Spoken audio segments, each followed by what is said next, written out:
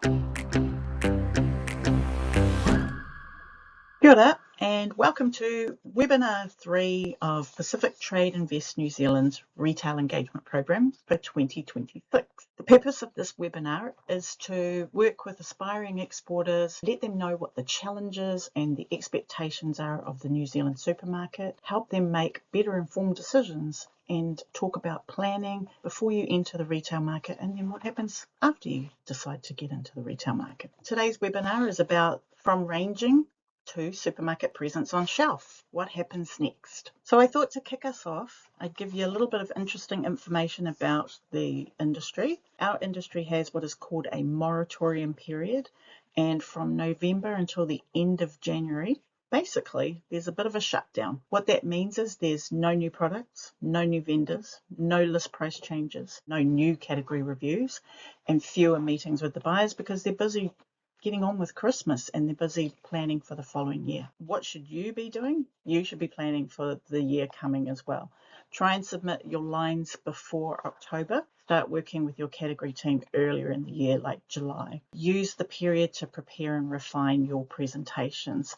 The key takeaways from webinar 2. We split it into 3 sections: getting retail ready, path to market, engaging the retailer. Which experts you need in your corner when you come to market. Pacific Trade Invest may also be able to help you with that. So today we're going to talk a little bit about the path that we took to get Pacific Crown Palusami from retail readiness to supermarket shelves. Today's roadmap takes us from retail readiness to being on shelf in a supermarket. Broken it down into 6 parts. The typical timeline is somewhere between 3 months, 6 months, 12 months on the outset. If you are accurate with your information and it is correct, you will get through this process a lot quicker. Presenting your products, 5 essential steps. Use the correct forms. Know how to fill them out. Make sure that your product data is accurate. You should have physical final samples for tasting and evaluation at your meeting, leaving the samples with the category team. Make sure that you fine-tune your deck. Don't go in without practicing your pitch. If you don't know, say you don't know and tell them you'll come back to them.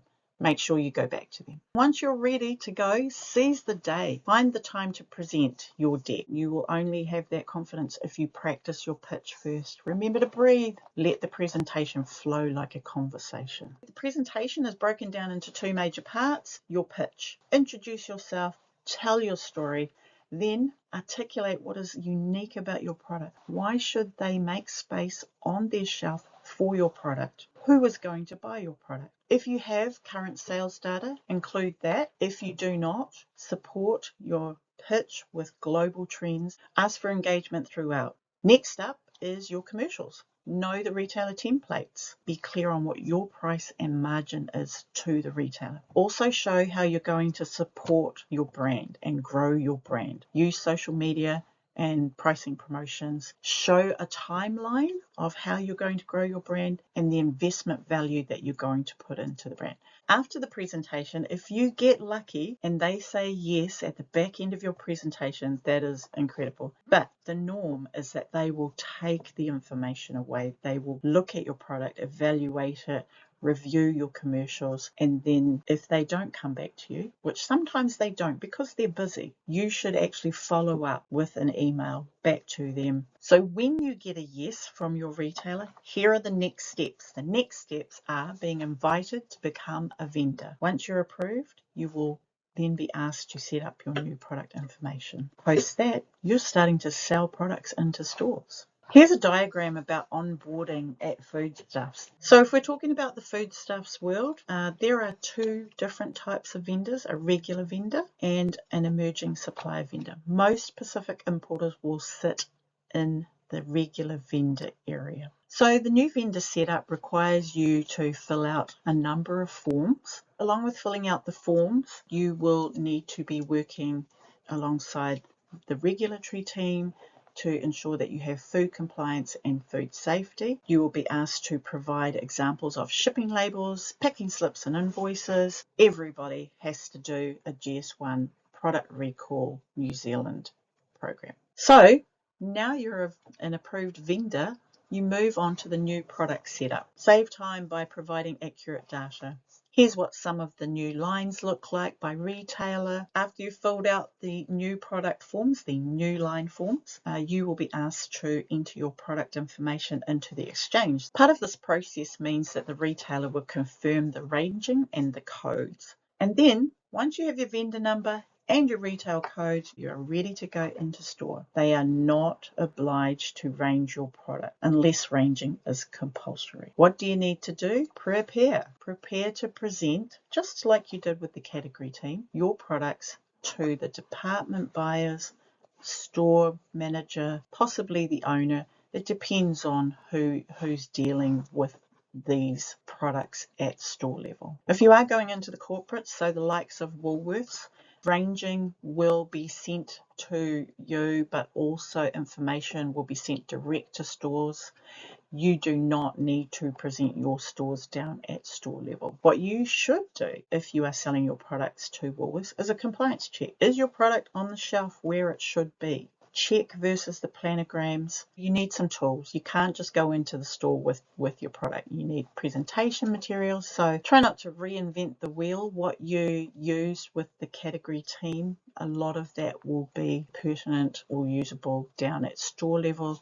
Make sure you've got the product samples for the buyers as well. Product information sheet. Some stores have forms that they want you to fill out about the product. Also, pricing and commercials. Know what the stores need to know about your product. So are they buying in each of the cartons? What is the buy price? What is there a shelf ready?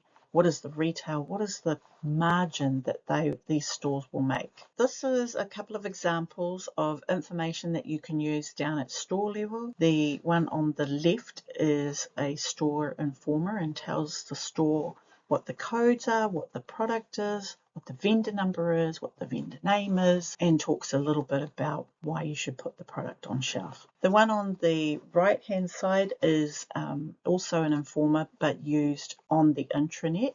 So it's a way of connecting with the stores through the centre and talking to them about your product. So when you're going into store, you can add a planogram, or what they call a mud map, which is a less specific planogram, to your presentation, and you can talk to them, show them where you think your product might sit and why. So stores have expectations from suppliers as well. They want you to be reliable. Do what you say you're going to do. They want your product to be of a consistent quality. They may want in-store support, and they definitely will need some of your expertise and understanding of your product and your customer. You should know what your store thinks success looks like. You do that by having a conversation with them. Pacific Crown Palusami. This is one of our success stories for 2025. Look at where they are now. They have a whole shelf at eye level, which is a premium space in store.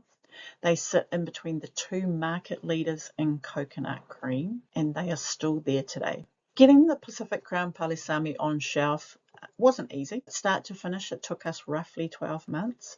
And so supermarkets are a marathon. It's not a sprint to the shelf. It takes time. Now, if you're on shelf, you may think that you've won the lottery. However, staying on shelf is also extremely important. So success is possible. You've seen it with the Palusami. If it was easy, everyone would do it. Make sure you've got the right product for the market. Remembering that the timeline can take as little as 3 months, but as long as potentially 12. Here is a summary of webinar 3 and the key takeaways. So just reiterating, the webinar series broken down into 3 different parts. Number 1, understanding the New Zealand FMCG landscape. Number 2, ranging your products. Number 3, from ranging to shelf presence. So you've attended the webinar series offered by Pacific Trade Invest New Zealand, and you're asking yourself, what next? And here's what you do. You take a look at these questions, you assess yourself for readiness. If you feel like you are at a stage where you can currently say yes, or you're very close to, then you may be ready to take the next steps. And so I strongly encourage you to connect with Pacific Trade Invest New Zealand. They are there to support Pacific exporters at every stage of the journey. Very shortly, they will be asking for expressions of interest from those who wish to be a part of the Retail Engagement Program for the rest of 2026, and we will be offering a mentorship program to assist people with coming into the market. Make sure you subscribe to the website and the media pages for Pacific Trade Invest New Zealand to ensure that you don't miss out on getting this opportunity. Kia ora, and thank you for attending. I really hope that you have been able to take something away from these webinars. Make sure you put your expressions of interest in if you want to be part of the mentorship program.